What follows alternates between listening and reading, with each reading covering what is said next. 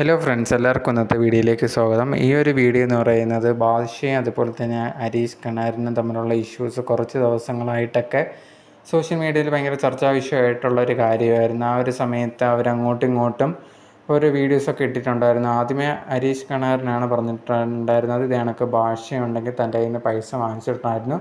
ഈ ഒരു ഫിലിമൊക്കെ റിലീസ് ചെയ്ത് കഴിഞ്ഞിട്ട് അതിൻ്റെ സക്സസ് അതിൽ നിന്ന് കിട്ടുന്ന പൈസ കൊണ്ട് തനിക്ക് തരാം എന്നുള്ള രീതിയിൽ ആ ഒരു കടം തീർക്കാം എന്നുള്ള രീതിയിലൊക്കെ പറഞ്ഞിട്ടുണ്ടായിരുന്നു. പക്ഷേ ആ ഒരു വാങ്ങിച്ച പൈസ ഇതുവരെ തന്നിട്ടില്ല എന്നുള്ള രീതിയിൽ പറഞ്ഞിട്ടുണ്ടായിരുന്നു. അതിനുശേഷം അതിശയ്ക്കെതിരെ ഭയങ്കരമായിട്ടുള്ള നെഗറ്റീവ് കമൻസും കുറേയധികം പേര് വീഡിയോസൊക്കെ ചെയ്തിട്ടുണ്ടായിരുന്നു.